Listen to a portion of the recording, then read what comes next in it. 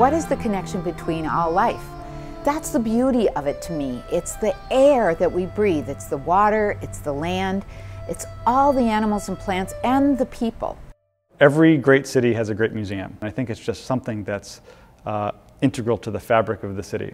I think like most 5-year-olds, I was fascinated with dinosaurs, and my grandmother used to bring me to the Yale Peabody Museum. I've been passionate about plants ever since I was a child, and always wanted to know every tree I found and every plant.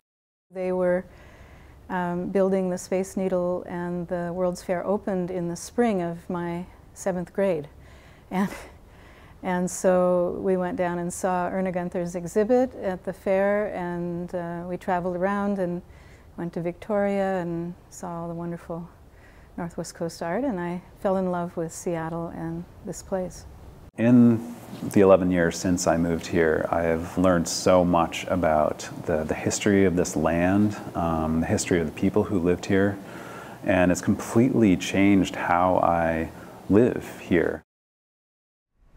Most people are collectors, and that is why people love natural history museums, because they love the stories in the objects. My motto is every object has a story, and sometimes it's not obvious. These are the cervical vertebra of the whale that we treated in compost this past year. So this is a Bruda's whale. Certainly the first ones to show up in an area are unique, and they're special, and they're worth the effort that it takes to get the entire specimen cleaned. We have a great film in our collection that was made in 1930 in the village of Fort Rupert on Vancouver Island with the Kwakwaka'wakw families that lived there. And there's wonderful images of dances that people recognize and are still doing, and moments in the dance where contemporary Kwakwaka'wakw dancers say, oh, we do that gesture, but I never really understood why we did that gesture, but there's my great aunt, and she's doing the same thing. I mean, the Africans are probably thinking I'm crazy because I'm putting them in like formalin and alcohol, not eating them.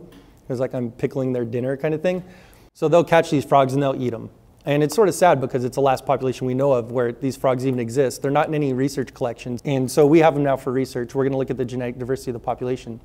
They've gotten to the point to where they're almost extinct. So we're trying to find out as much as we can about the last remaining population of these frogs in West Africa before they're gone. Natural history is hard to define.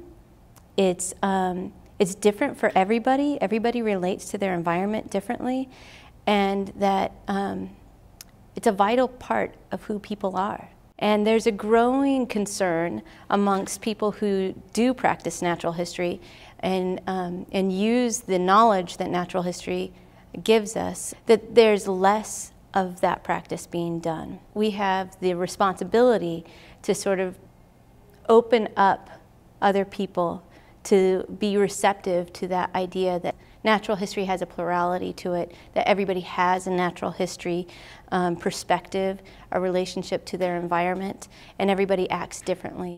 This has been my greatest privilege here to work with quite a number of PhD students in our biology program who've come through the Burke, contributed to collections, and done research that's resulted in publications, and they're launching their careers in evolutionary biology. A recent student just came back from Australia, and she discovered new things over there, a new species that actually made headlines for about a year, a new species of frogfish from Indonesia.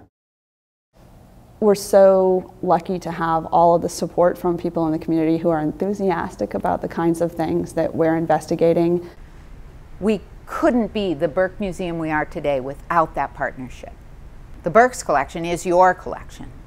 It is owned by everyone, and it's here for the use of everyone. It is a true shared community resource.